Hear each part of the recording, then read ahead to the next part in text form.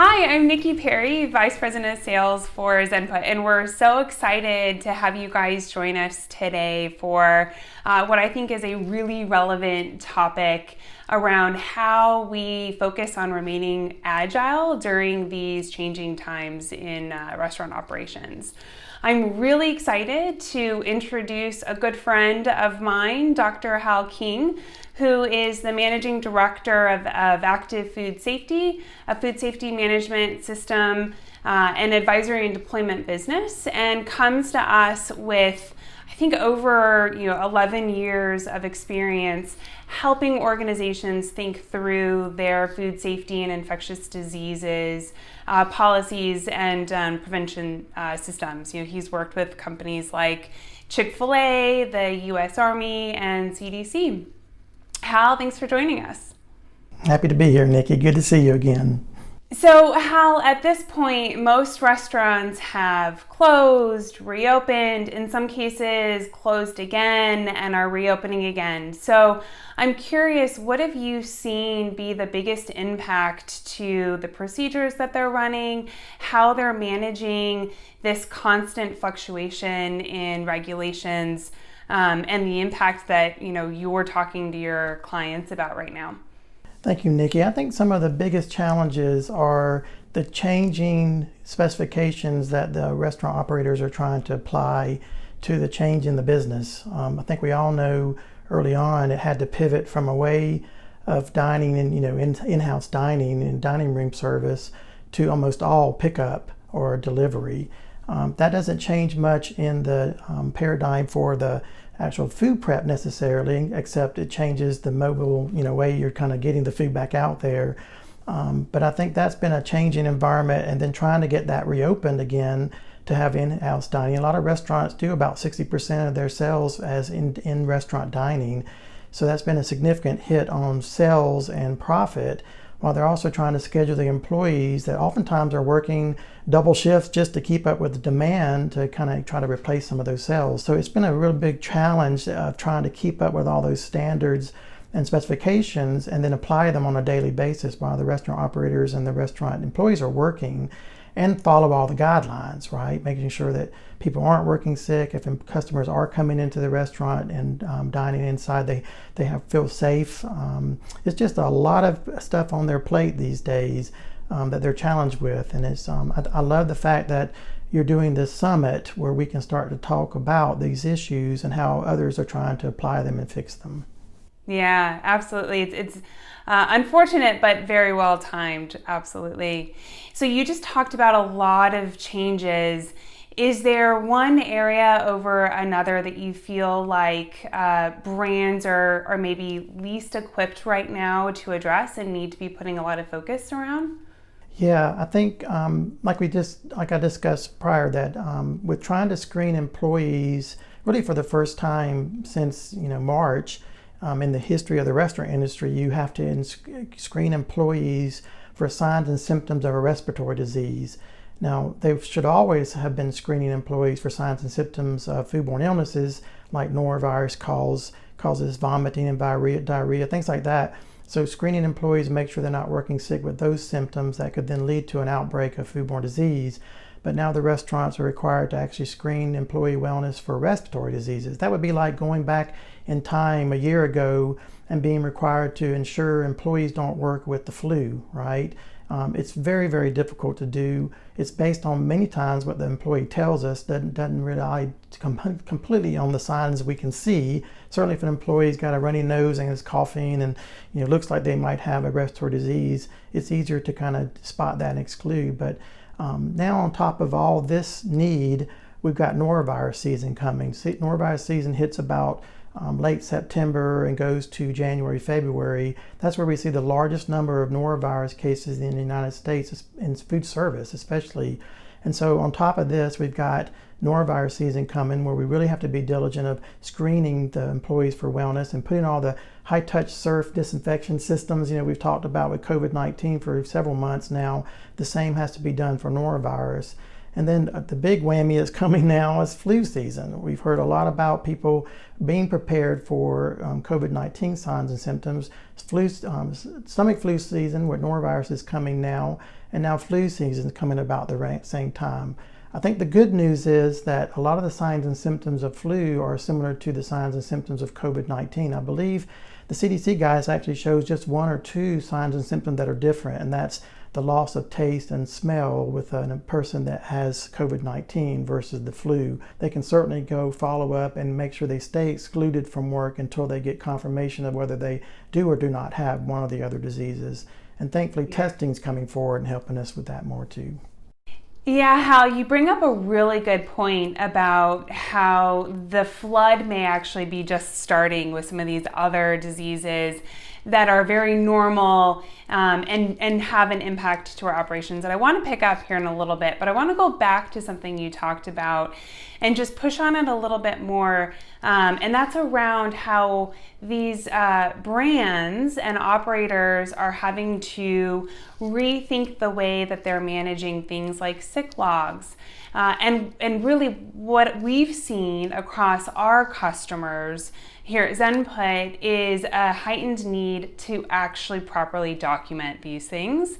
Not only document, but actually expose visibility up to everybody. I know in the past you've talked a lot about how when we don't properly manage these logs and we don't share that information, it could actually create pretty big gaps inside of our operations. You know, a manager may send an employee home for some sign or symptom, and another manager may come on shift and actually ask them to come back in.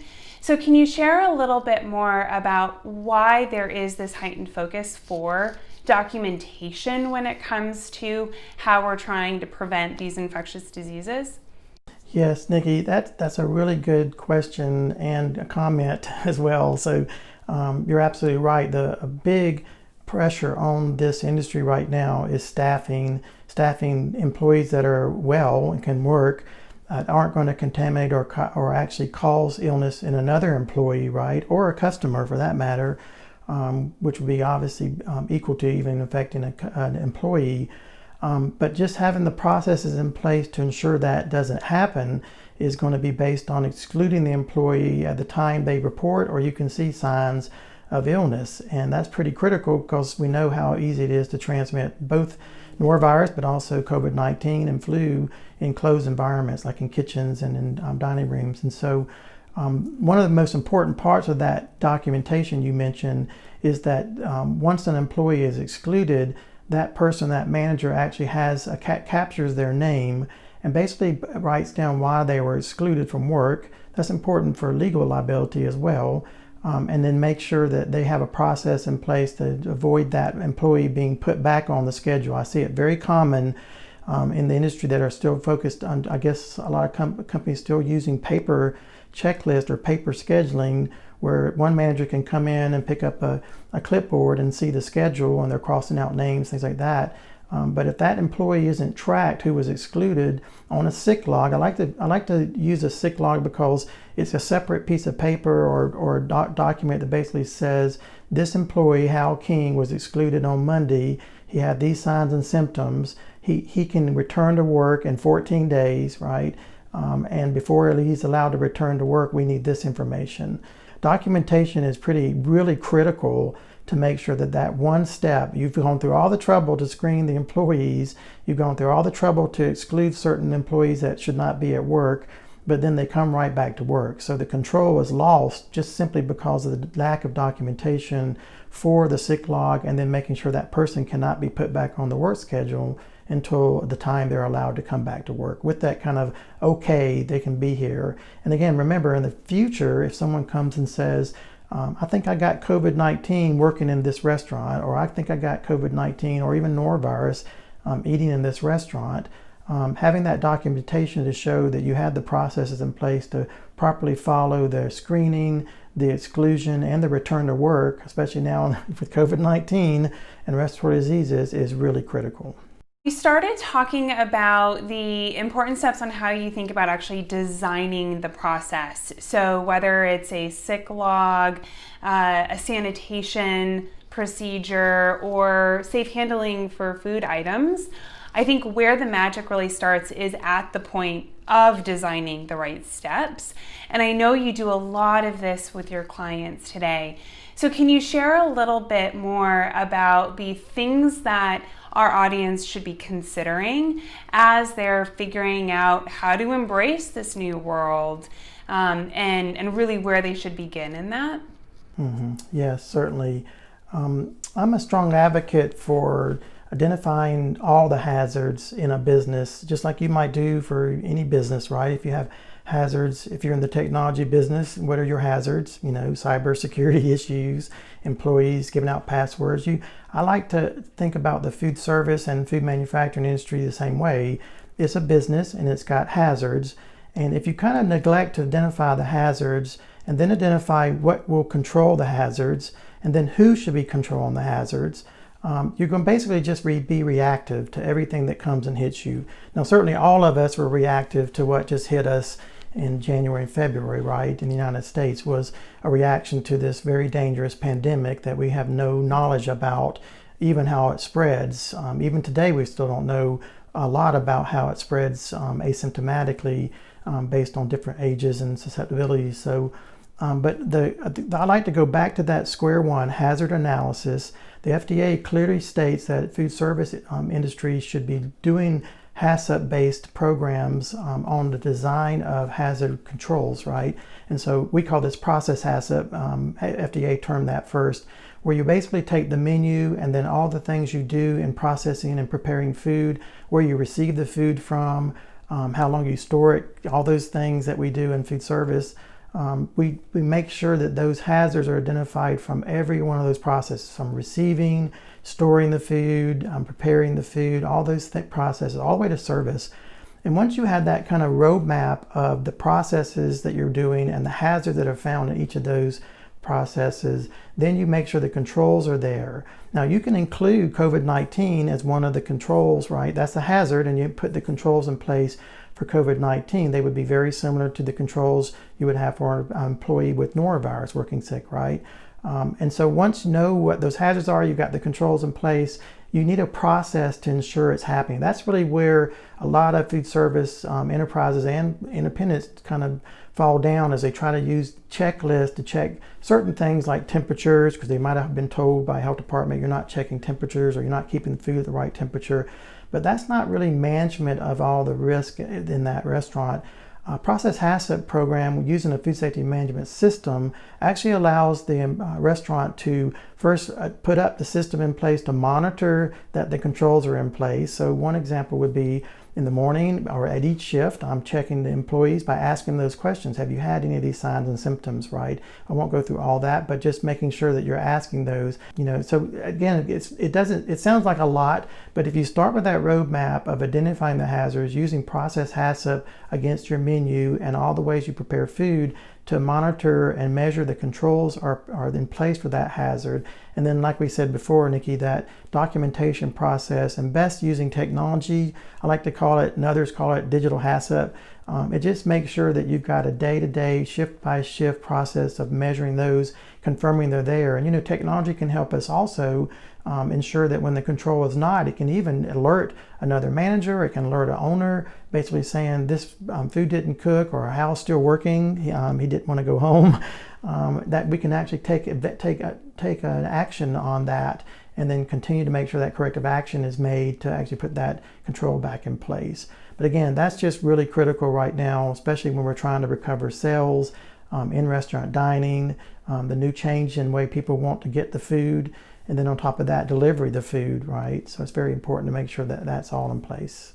Yeah, I'm curious, and without sharing any names, because I know you consult for a lot of national brands, how often do you start working with a client and you've done an amazing job really helping them think through the actual process and foundation of what they should be checking, and then you get to that documentation point and you find out that they're on pen and paper and they've lost maybe copies of this documentation in the past because it's so easy to do?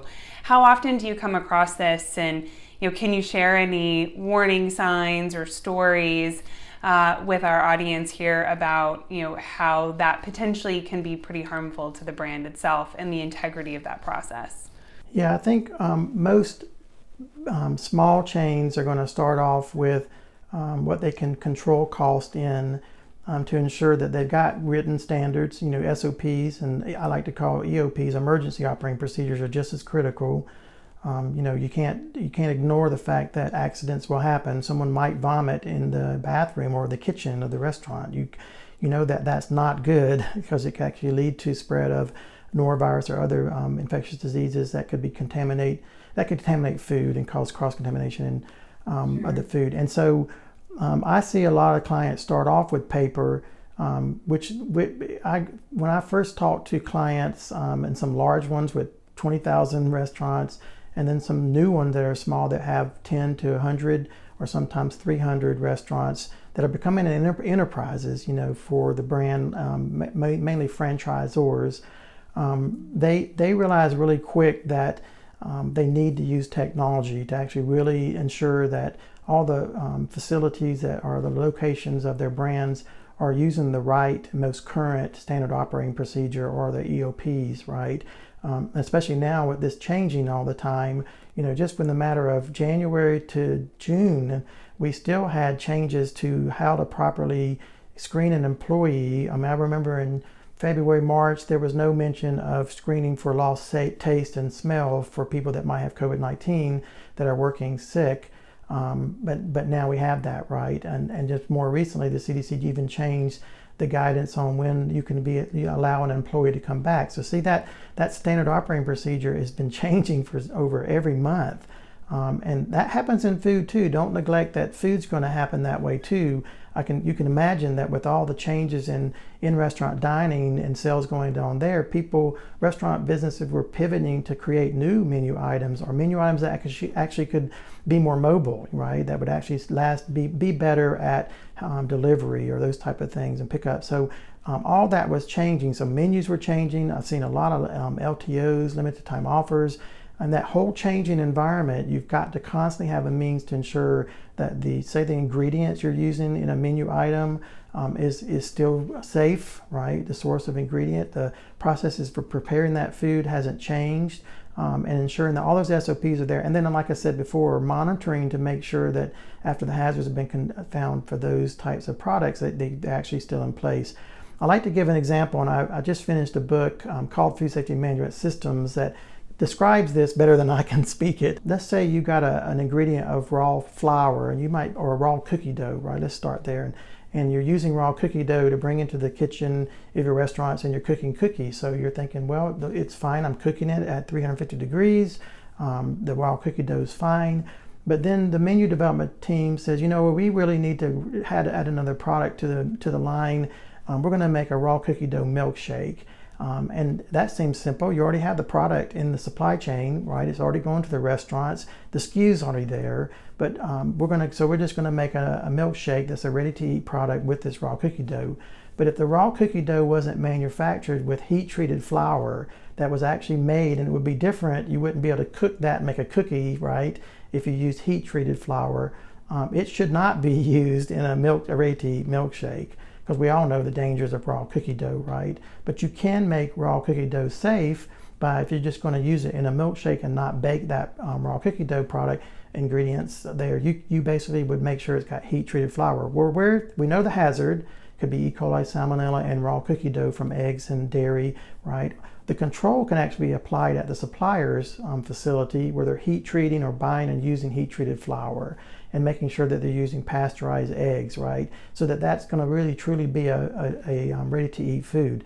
But it sounds complex, but if you didn't have a process in place to always ensure that you're doing menu process HACCP, and you didn't identify where that ingredient is going, what its hazards are, and then come back to that when you're ready to change the menu and add a new menu item, you would neglect and think that this is just fine. But someone could die from that raw cookie dough in a milkshake just because you didn't follow the process to re-establish, are there any new hazards in the way I'm going to use this ingredient I'm already buying from this supplier.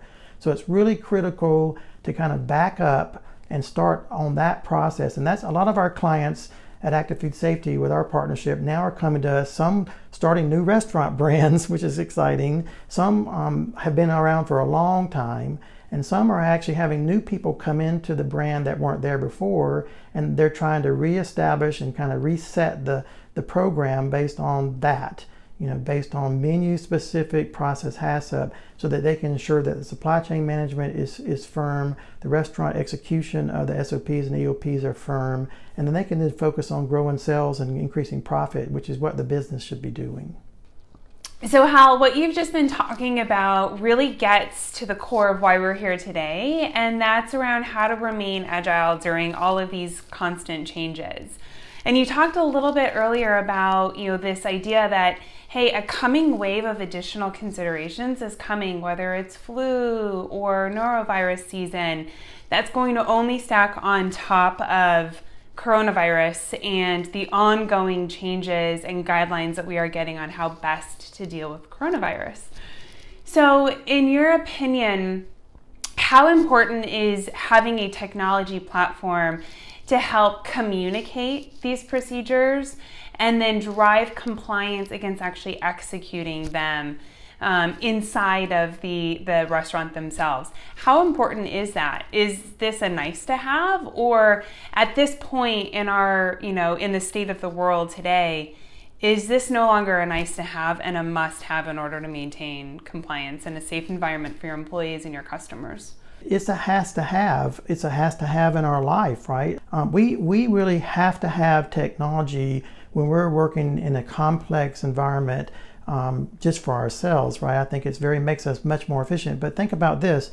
If we were actually doing something on a day-to-day basis that could actually lead to someone's hospitalization or death, I think that's definitely a have to have, right? So why wouldn't we use the things we already know how to use, mobile phones and systems, computer systems and software systems that actually make us smarter and able to actually manage complex situations in our business environment? I like to ask folks this question. We have this on our website, Active Food Safety, that if you might think, well, we don't have any foodborne disease outbreaks, and so we think we're pretty good. And then I like to ask the question of clients and others, well, let me ask you this. Have you had any across your facilities health inspections where they're cited numerous times for critical violations? These are actually called foodborne illness risk factors. Sometimes health departments in local states will put critical risk factors, things like that. But if you have any of those in any location, and even much worse if it's been noted twice as repeats, by the very nature of how FDA links a foodborne illness risk factor in a restaurant that's audited by a health inspection, an expert, that very presence of that risk actually defines that you have a significant risk of causing a foodborne illness outbreak. As a matter of fact, you're probably already causing sporadic illnesses that haven't kind of joined together with one food item and caused an outbreak yet, but you probably will.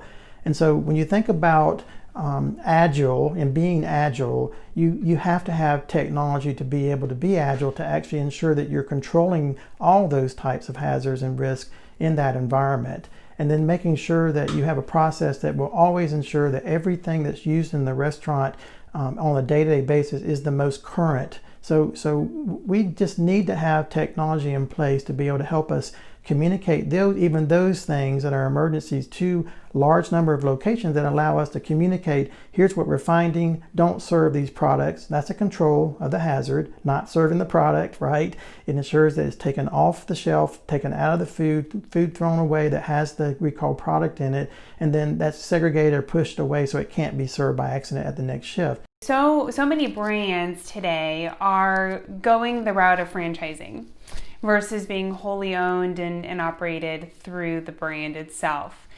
And that presents additional complexities, which I know you're intimately familiar about, because the franchisor is responsible for helping to educate and set the standards, but they don't actually own or are responsible for the stores themselves and the resources inside that are supposed to be complying with those standards.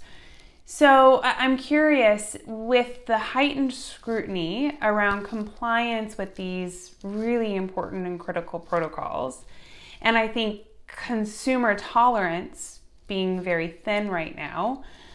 What role, or should the franchisor take on more responsibility to actually ensure compliance is being carried out at the franchisee level? Yeah, that's a really important question, Nikki. I think one of the things that is most common, and it's not just common in independent restaurants that may have started by a small business person, but also in franchises or franchisees that are part of a large brand.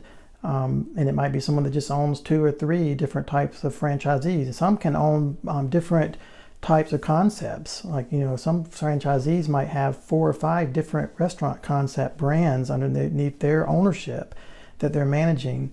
But think about this, at the independent restaurant level or the franchisee level, usually their minimum education or knowledge, I better correct this, the maximum training and knowledge they might have on food safety hazards and how to control them is a manager's course.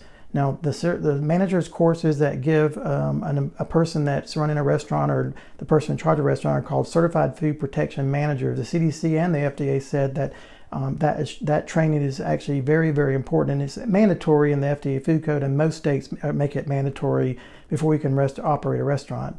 But that's training, that manager's training for a Certified Food Protection Manager, basically just kind of gives you knowledge of what the foodborne diseases are, where most of the hazards are in food service and retail sales, and then how to control those. But it stops there. It doesn't really establish how to write SOPs or EOPs, how to actually do the process of managing through a food safety management system, that allows you to train employees on how to prepare the food safely and follow the personal hygiene controls and not working sick, having a work health policy. All those kind of to-dos that are part of the management of a restaurant or a food service business come after that training.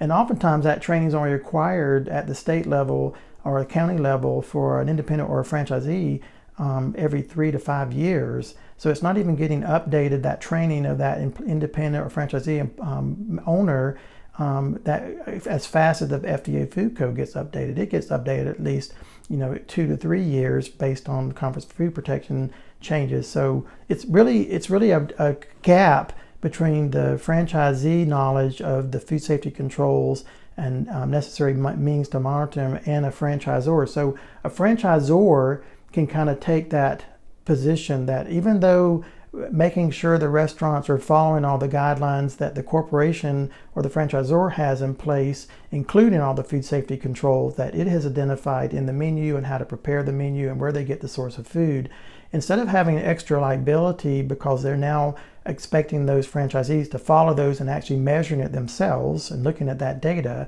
they're actually reducing their liability because now they're actually in partnership with the franchisee to ensure that they can focus on the growth of the business and not have any food safety issues that might arise from poor customer service and food safety issues in the restaurant. So the franchisor is actually empowered by the technology that they can actually provide for the franchisee to ensure they're following all the guidelines for food safety so that every location in every state across the enterprise is actually following the exact same EOP and SOPs, monitoring those. And then what's really cool is that a franchisor can actually see that data and identify hotspots. So they might find, across 300 restaurants this morning, we found that there was an issue with the sanitizer, and they seem to not be having a problem with the sanitizer concentration. It could be a problem that came from the supply side, right? It may not just necessarily be the restaurant. So one example I like to use is on an enterprise-based management of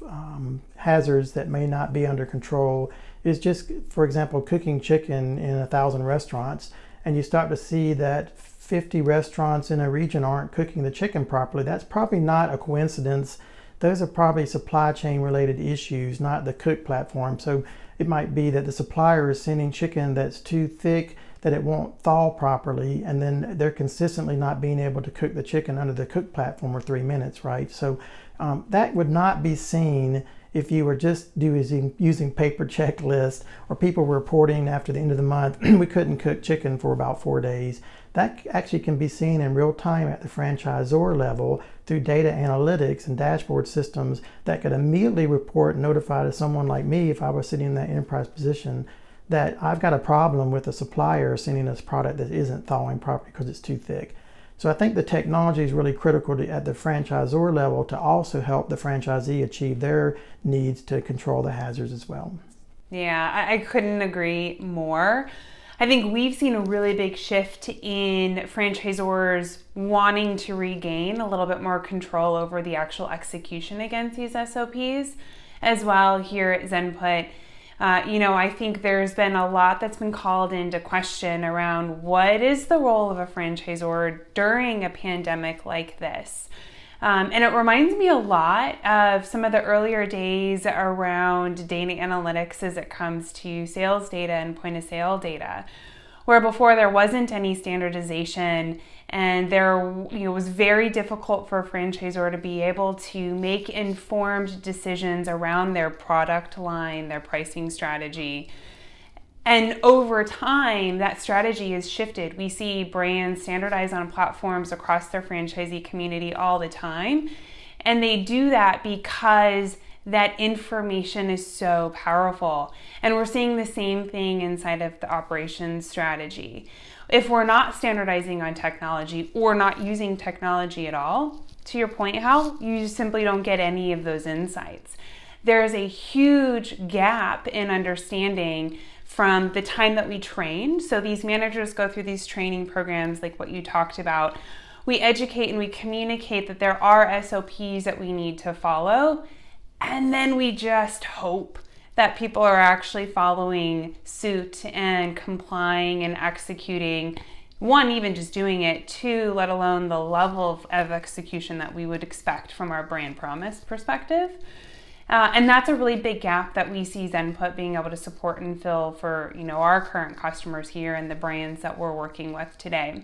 So it's a really exciting shift that we're seeing, and I think puts brands and franchisors in the driver's seat of being able to really push operations strategy forward now that there are technology platforms out there that make it really easy to gather these insights and to be really proactive to help support our customers. Yeah, Nikki, just to add a comment to that, traditionally a need in our food service industry has always been consistency across multiple locations that would give the delivery of the same food, taste, quality, service, and without using technology, a lot of restaurants would do that through things like mystery shopping. They'd send a third party to the restaurant to see if they got the same type of response. If someone said thank you, they get the same my pleasure. They wanted to, but they're measuring that with the old foot at the door kind of mystery shopping. But technology can allow restaurant chains and food service chains to actually know that not just food safety programs are in place, but all the things they want to see consistent across the brand and the franchisees. And it helps the franchisees also know from restaurant to restaurant or food service facility, they are actually doing the same thing, the ones that are in another state or other places, so that it consistently protects that brand image. And so it's really important to see that, say a restaurant wants to roll out a new product and it needs to make sure that all the ovens are calibrated to hit the temperature. It would take a ton of money to send someone out to redo a lot of those things, where you can use technology to have the restaurant operators do it and then confirm it with the technology and ensure that it's all ready for the new LTO or all ready for the new product. So I think technology is just critical today, especially in this new world of respiratory diseases in our businesses now. That we have to remain agile, and that allows us to be more agile when we actually have these tools in place to ensure confidence that from location to location they're doing all the same thing. And again, when that's happening, then we can start to innovate around all the new things, new menu items, new packaging, new ways to promote and have people be able to order through mobile applications and things like that. But without the core coverage of that, you're just going to be in serious trouble. Yeah, it's funny you bring up the kind of old way of trying to verify this information relying on mystery shoppers or independent assessments that are maybe done twice a year, which have its place in our operations strategy, but are very point in time. And again, we kind of lose a lot of really important information to understand how the daily experience is inside of those restaurants. I think another interesting shift that we're seeing here, and I'm interested to hear if any of your clients have talked to you about this, is around the way that brands are having to rethink their field teams. Coronavirus has forced us to challenge the traditional model of having a very large field team of franchise business consultants, for example, who are going out there and helping us do things like ensure the ovens have been recalibrated to support that new menu item. Very manual, feet on the ground, very slow process, to your point. Well, now with the virus, we have to be very careful about what travel looks like. External people walking into these environments that do travel a lot and maybe carrying some potential, infectious disease. And so that paradigm is changing and shifting. And, a lot of the brands we're working with are trying to find ways in which they can reduce the dependency upon that paradigm and enable more feedback to come directly from the restaurant level itself. So have you worked with any of your clients to really rethink that strategy? Yes, we actually had a client of Active Food Safety come to us and ask about virtual audits and how do we actually turn what we might be a visit, which raises risk of having someone go into the store and stand there for 2 or 3 hours, right, doing these types of assessments.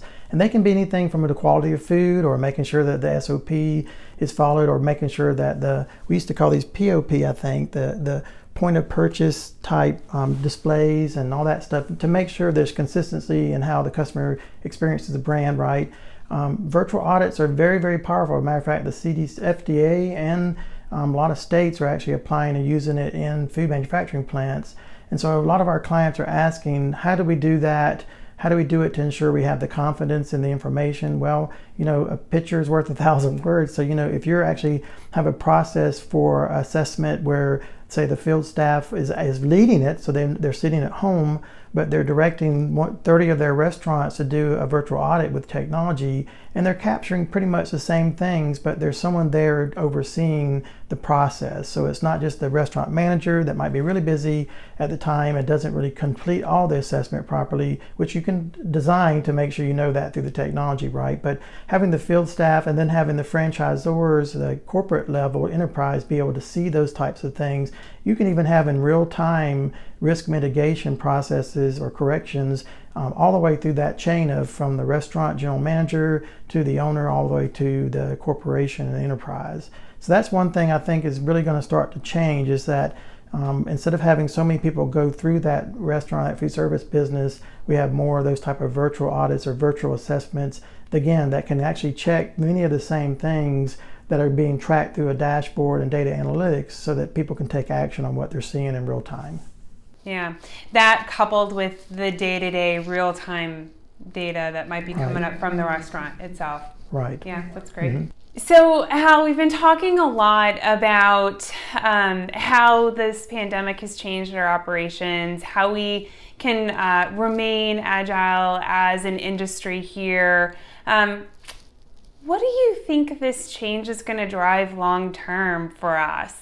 How do you think this industry is going to come out at the end of this? I think we're all have been in a storm recently since January, trying to figure out this new normal we all call the new normal of how to stay in business. The food service industry is a critical infrastructure, so it must stay in business, especially those in the food manufacturing business as well and retail sales.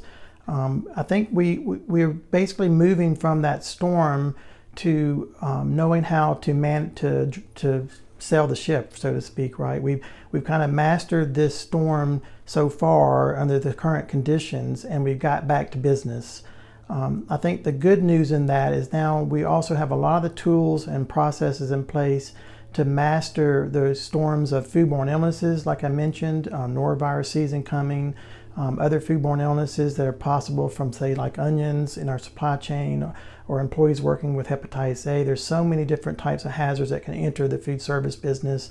I think that now that we've established how to kind of right the ship and sail this boat now through this storm, we are going to be prepared and better prepared to actually handle other risks that come in our restaurants. But I think all of us in the food industry have become aware now that we're actually in the business of public health now to make sure that employees are safe, not just from a foodborne illness, or our customers are safe from a foodborne illness, but now all of us are safe. The employees, the customers, those who go into the restaurants to audit them are all safe from COVID-19, but other foodborne illnesses. And so that the good news is that the restaurant industry is probably going to come out of this storm, when the storm blows over and is gone, much stronger in the ability to actually prevent infectious diseases in our industry. And I'm excited about just that, not about what's happened, but just that, because then we could reduce the number of people that are dying every year from food and focus on help us grow the business and the economy back.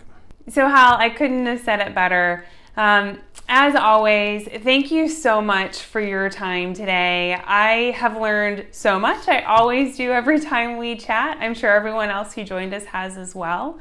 If I had to summarize the main takeaways that I think we all learned: one, have a process in place today. It's so important that we've thought through from very beginning to the end of how we're going to maintain really safe environments. If you don't have a process today, reach out to Hal. He's fantastic at working with clients through this. Put technology in place to help you manage it, right? I think we all agree we can no longer afford to hope that things are being executed. So really regaining that control and visibility, I think it's going to be incredibly important. And as a brand leader, a franchisor, think about the role you're going to be playing long-term for your brand and your franchise community, and having more of an active participation in the actual execution within your franchisees, right? Focusing on training is great, and the handful of point-in-time verifications is helpful, but really regaining access into that real-time data from your franchisees is where the magic happens for brands. So thank you guys so much for joining. Hal, I appreciate it. Thank you so much, Nikki. It's wonderful, as always, to talk to you and the folks at Zenput. I love these new technologies, especially mobile-based technologies that give us smart information at the fingertips, right? That we can actually then apply and have confidence that what we're doing is the right thing to do and how to do it the proper way, especially with the need for agility for what the government's telling us to do, the FDA experts, the CDC experts, on a kind of changing day-to-day type basis sometimes. Thank you so much, Hal.